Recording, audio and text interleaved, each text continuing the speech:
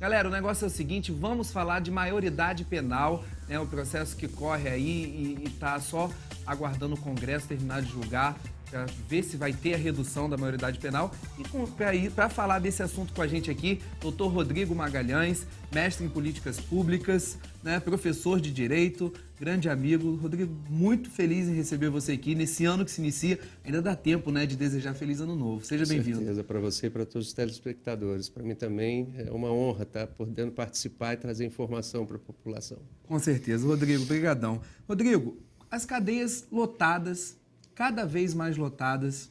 Caso aconteça de ter essa redução da maioridade penal, como fica? Existe todo um processo, no processo que corre no Congresso, existe também alguma reformulação para que haja construção de novos presídios, de novas cadeias? Como que tramita essa história? Essa é uma grande preocupação de todos nós ligados à área do direito, porque de nada adianta você reduzir a maioridade penal e superlotar ainda mais. Nós já vivemos uma crise penitenciária enorme, com rebeliões, com pessoas sendo obrigadas a fazer turnos para poder dormir, e não se tem, né, a rigor, nenhuma frente de batalha no sentido de também fazer com que se cresçam os volumes de presídios espalhados pelo país. Além disso, um perigo maior de você misturar meliantes que estão em início de carreira, né, da criminalidade. Verdade. E abarrotando eles junto com especialistas, né?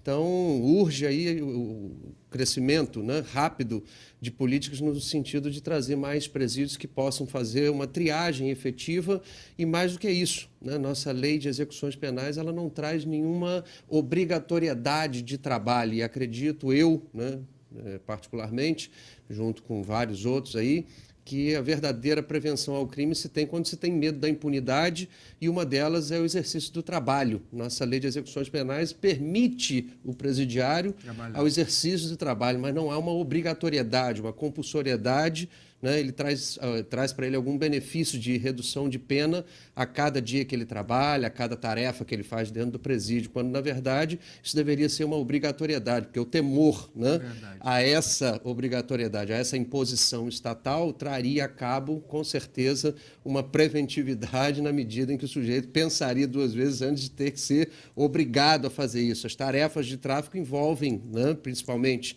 como crime organizado, né, trazem particularmente um trabalho que é muito leve, entre aspas, para o avião, para o camarada que é intermediário, etc. e tal. Eles carregam pequenos pacotinhos, o exercício de um trabalho forçado e pesado em minas de carvão e outras atividades de peso faria com certeza com que essas pessoas pensassem, né, nessa possibilidade, né, e assim teríamos aí já uma política preventiva ao crime. Verdade. De onde surgiu todo esse processo, Rodrigo, e há quanto tempo?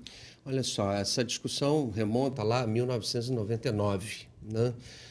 Temos aí várias tentativas, tem a PEC 171, que é de 93, né, que é essa que está aí no momento sob abordagem. Existem vários propósitos legais diferentes, alguns deputados capitaneiam aí a necessidade de você trazer leis que coloquem dos 15 anos acima, então já há uma tentativa de uma redução, né, da responsabilidade penal para 15 anos e não para 16, outros vão na linha de que é 16 anos mesmo, alguns defendem a necessidade de polarizar isso em crimes mais graves para os menores, e aí teríamos como consequência, né, a diminuição de volume penitenciário. Isso já é uma órbita. Eu iria te fazer essa pergunta. Já é uma órbita interessante, mas a grande questão é: temos ou não temos um sistema que hoje já é capaz de responder a essas necessidades sociais? Penso que sim, temos um Estatuto da Criança e do Adolescente que é extremamente bem redigido e, se você analisar as estatísticas que são feitas, né,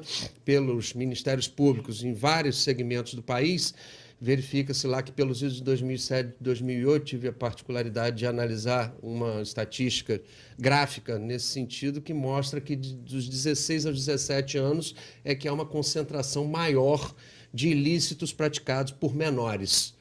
A minha grande preocupação, e a de muitos também, quando defendem a inconstitucionalidade dessa PEC, vai no sentido de que isso pode também servir de estímulo para que a faixa dos 16 e 18 possam a ser criminalizadas, respondendo com responsabilidade comum do Código Penal e, por consequência, 15, 14, 13 passam a ser as novas margens de incitação ao crime, porque quem está por trás disso e incentivando os menores não vai parar por aí. E já acontece isso de uma certa forma. Exatamente. Então, nós teremos gradativamente uma redução de geração para geração. Vamos chegar... Eu vi uma reportagem na semana passada, foi até no SBT Repórter, com Roberto Cabrini, no Nordeste do Brasil, mães que acorrentam os filhos, né, em quartos, em cadeiras, crianças de 12, 13 anos acorrentadas, né, porque estão envolvidas com tráfico de drogas e elas não conseguem encontrar uma outra maneira que não fosse aquela, não conseguiram encontrar uma outra maneira que não fosse aquela.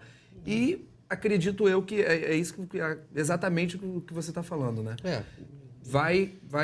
Os de 16 vão ser penalizados, porém os mais novos vão estar nessa exatamente. margem, né? Você cria um ciclo vicioso que vai fazendo com que, na verdade, você desça cada vez mais. Então, o caminho será esse, reduzir a responsabilidade penal gradativamente até chegarmos no recém-nascido. Verdade. Não resolve. A grande questão alguma pesquisa para saber se acontecesse essa redução hoje, os jovens entre 16 e 18 anos se sentiriam mais intimidados? Não conheço dados específicos sobre a temática, mas com certeza... A sua opinião nesse caso?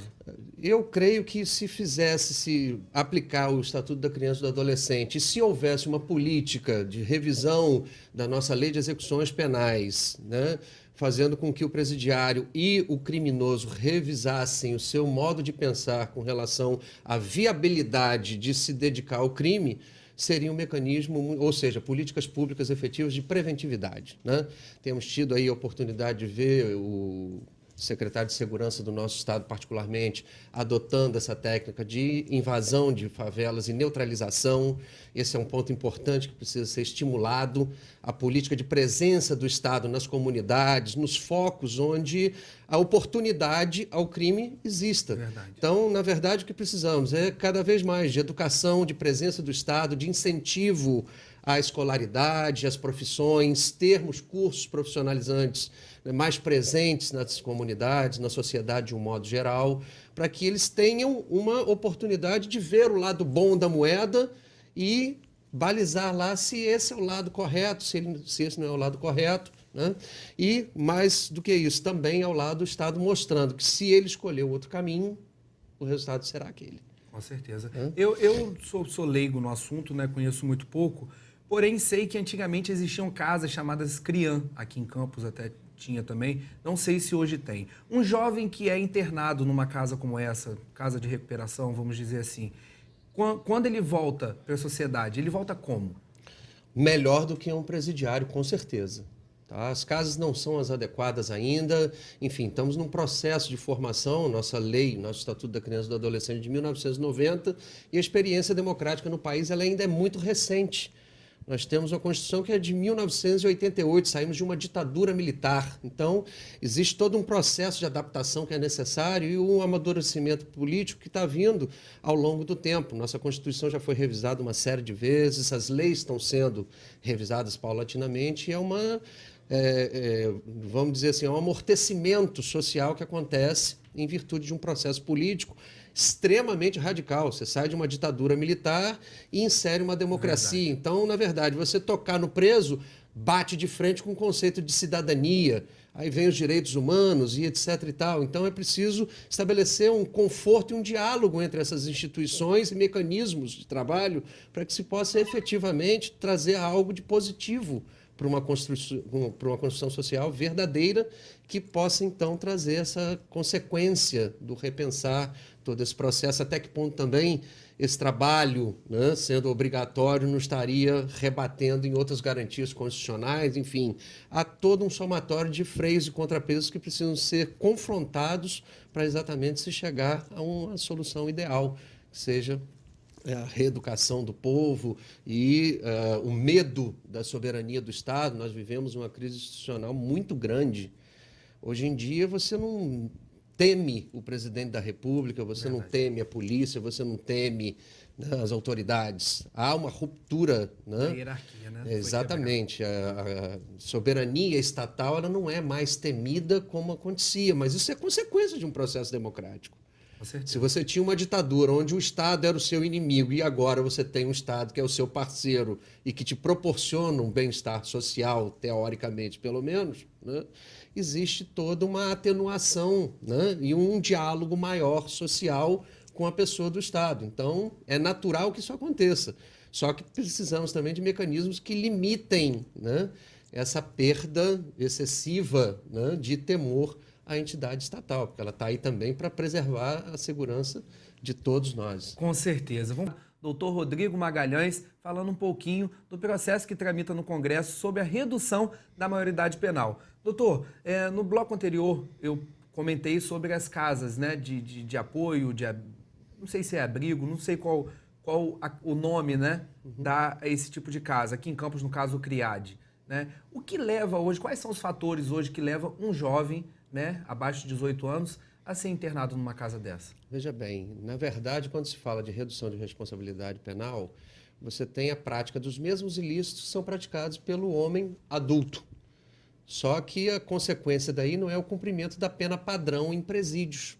O menor vai sofrer, sim, a repressão penal através de medidas de segurança, que são cumpridas nessas instituições. Então, condenado pela prática de um crime, né, que é chamado para eles de ato infracional, aí ele vai ser, então, levado a essas instituições para que eles se permitam um processo de reeducação e assim por diante. Esse é o ideal, é o teórico.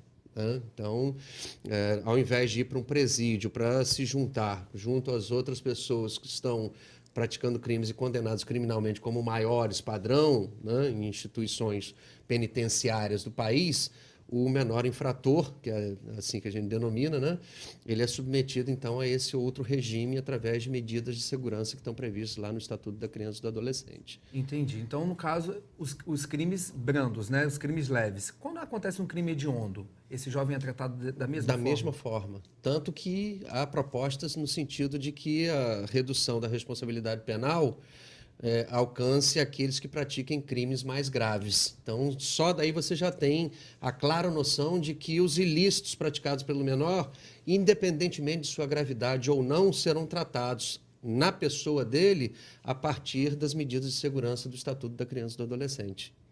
Entendido. Okay? Então, o jovem hoje cometeu algum delito, alguma infração. Ele vai parar na delegacia, ele foi apreendido, ele foi parar na delegacia, ele automaticamente é levado para uma casa dessa ou a família vai ser procurada pelo Conselho Tutelar? Não, o Conselho Tutelar intervém, ele é submetido a um devido processo legal, porque é uma garantia constitucional dele, né? E, obviamente, submetido ao processo e adequadamente defendido por defensor público ou por um advogado particular ou assistência municipal, né? Terá, então, o seu direito de defesa exercido, direito ao contraditório, etc. e tal. E aí, caso condenado, aí sim ele vai cumprir. Entendido. Então, nesse caso, acontece um processo como aconteceria com um adulto, né? Sim, não tem essa só que diferença. Ele não fica custodiado em delegacia e nem vai para presídio padrão. Né? Doutor, a redução teria real benefício para a sociedade, né? E em particular para os jovens? Creio que não. Não defendo essa bandeira e por motivos muito simples. No criminoso padrão, o enchimento de presídios e condenações do adulto resolveu em alguma coisa? A crise é do sistema penitenciário, da lei de execuções penais. Então, você só vai abarrotar mais gente que estejam submetidos a esse regime odioso, de ter que ficar fazendo rodízio um para dormir com o outro e incentivar cada vez mais a prática da organização penitenciária, né, de pessoas que formam grupos, né, que se digladiam lá entre eles, uns matam os outros, está lá. Para quem quiser ver, em Tropa de Elite, não precisamos ir muito longe. Né? O retrato, exatamente. Então, o que vai acontecer? Não creio que seja uma boa ideia, né, por si só, reduzir a responsabilidade penal. Isso requer uma outra estrutura de atuação estatal que requer muito mais cuidado do que meramente uma alteração formal, constitucional, legislativa e assim por diante. Todo um processo que deve ser feito, que deve vir junto, né? A sociedade não recebe, né, nenhum resultado positivo a rigor com esse tipo de mudança, porque que vai mudar o cara estar numa instituição da qual ele hoje recebe, pelo menos em tese, né, alguma orientação daqui e dali e jogar ele num presídio? Só vamos ter criminosos cada vez mais bem qualificados, porque aquilo lá é uma universidade, né, de criação de criminosos. Com certeza. Qual a diferença da maioridade penal para a responsabilidade criminal? Veja bem, maioridade penal é uma colocação um pouco equivocada, porque maioridade diz respeito à capacidade para a prática de atos ou não que trazem algumas repercussões para a vida jurídica das pessoas. Quando se fala de responsabilidade penal, aí sim nós estamos tocando na ferida do que se quer com essa PEC, com essa reforma constitucional que se pretende aí através dessa proposta de emenda constitucional, que significa dizer o quê? Fazer com que pessoas que tenham menos de 18 anos passem a responder por seus crimes, tal qual aqueles que têm mais de 18 anos hoje. Então, responsabilidade criminal significa dizer que pessoas com menos de 18 anos, quando reduzida a responsabilidade penal, passarão a responder tanto quanto um criminoso que tenha mais de 18 anos e tenha praticado crime a partir dos 18 anos. Na opinião do senhor, seria mais correto? Esse corte, né, ele faz com que a gente tenha uma definição clara daquele que vai responder comumente e o que não vai responder comumente. E, como já disse aí, eu não defendo a bandeira, sinceramente, da redução da responsabilidade penal por si só, né? Pensamos que o Estatuto da Criança e do Adolescente já tem mecanismos apropriados. O que se precisa fazer é que ele funcione na prática. O grande problema do Brasil é que as leis, a maioria delas, existem, mas não atuam na prática. Não por falta de atuação dos magistrados. É todo um aparato de coisas que precisa ser mudada. Temos aí proposta de Código de Processo Civil que está em tramitação, a proposta de Código de Processo Penal, de novo Código Penal em votação, em debates e assim por diante. Então, é necessário estabelecer toda uma gama de atuações estatais que propiciem esse estado de coisas, porque só reduzir a responsabilidade vai fazer exatamente como que se cria aquele ciclo vicioso de reduzir de 18 para 16, e aí as práticas ilícitas vão estar abaixo dos 16. Ou seja, o topo dos atos infracionais vai se situar ali na casa dos 15, dos 14, e se aí se reduzir novamente, isso vai descendo. Esse que é o grande temor. Até chegar na criança que não tem capacidade de nada, de raciocinar nada mesmo, e aquele ali vai estar neutralizado. Né? É verdade. Os jovens hoje, os jovens de 14 anos estão bem evoluídos. Antigamente não era dessa forma, né? Exatamente. Hoje, né, caso fosse aprovado, né, esse projeto, quais seriam os bônus e os ônus para a sociedade? Veja bem, bônus, né, trazer aí uma mensagem, né, para o crime organizado e para aqueles menores que tendam, né, a ir para esse caminho, que já existe uma resposta estatal para aquela faixa etária dali por diante. Agora, ônus, eu acho que são maiores do que a aprovação. Né? Já disse aí, a minha grande preocupação é fazer com que esses menores passem a responder, se tornem, né, cada vez mais criminosos sofisticados, dado, né, ao sistema, porque não adianta nada condenar se não tem um regime penitenciário correspondente. Você tem que ter, né, todo um universo que inicia-se com a prevenção ao crime lá, a prática do crime, o devido processo, a condenação, o cumprimento da pena e a ressocialização do indivíduo. Então, só por aí você já viu um arco de coisas que precisa ser considerado e que não basta meramente reduzir na Constituição a idade penal, né? A responsabilidade penal de 18 para 16. Então, isso requer toda uma série de pensares e de atuares públicos que vão muito mais além do que meramente uma alteração constitucional. Com certeza. Doutor, de forma abrangente, quais são os fatores, né, que hoje levam um jovem a cometer crimes? Falta de oportunidades, segundo grande parte, né? E isso é uma realidade brasileira ainda lamentável. Estamos crescendo nos índices de educação, né? Já estamos alcançando aí degraus mais importantes, as oportunidades estão se abrindo no campo das universidades, o ensino profissionalizante tem crescido, sim, a gente precisa, né, dar os parabéns aí às propostas do governo federal e dos governos estaduais no sentido de incentivarem cada vez mais a educação e também a proposta de formação, o primeiro emprego, essa coisa toda. E acho que o grande, né, mote, o grande apelo que tem que se ter é oferecer realmente oportunidade a esses jovens. Senão, qual é o caminho que essa resta? questão do primeiro emprego, um jovem hoje, na maioria das vezes, 18 anos, né? Vai preso, nunca trabalhou, sai aí mesmo, não consegue trabalho. Pois é, isso ainda... E volta de novo para a vida do crime. E ainda sai com a tatuagem, Com a tatuagem. né, de ex, né, cometedor de ato infracional e etc. e tal. Então, essa que é a questão. Não adianta colocar, né, essa etiqueta no cidadão.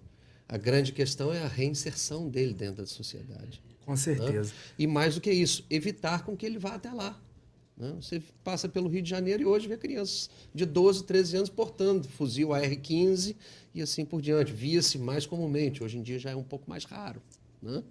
Então, a questão é essa. Até quando a gente vai tolerar essas pessoas fazendo isso? O que leva essas pessoas a isso? O que levou à formação das comunidades e o agrupamento? Isso data, né, de décadas passadas e são problemas que o Estado vem adiando. Né? E chega uma hora que não tem mais como adiar. Né? É uma coxa de retalho. Você olha para uma fotografia do Rio de Janeiro e tem-se nitidamente a zona civilizada e a zona que não era civilizada que está sendo civilizada. Então, esses contrastes precisam ser atenuados na medida do possível. Como que se faz isso? Política. Com certeza. Política pública. Doutor, na sua opinião, qual a melhor solução para reduzir o grande número de crimes cometidos por jovens? Atuar a lei. Não vejo, sinceramente, outro caminho.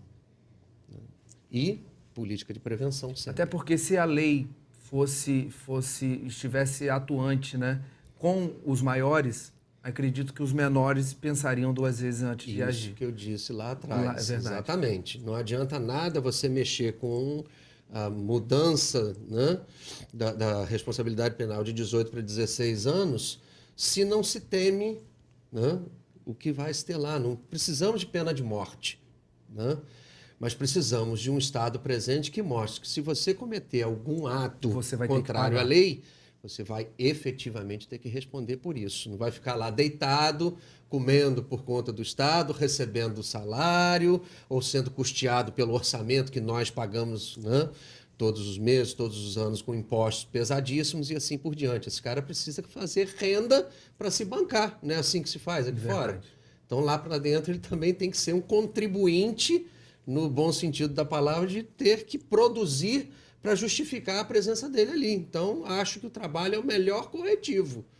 Não concordo com essa coisa do sujeito ficar lá dentro de um presídio mofando sem fazer num nada. travesseiro, num colchão, olhando para o tempo e pensando besteira. Né? E depois bota uma Bíblia embaixo do braço e vai lá cantar de galo para o juiz dizer que é santinho, etc. e tal, quando na verdade está com a cabeça cheia de bobagem para quando sair dali. Né? Então precisamos colocar ele para pensar num caminho efetivo, né?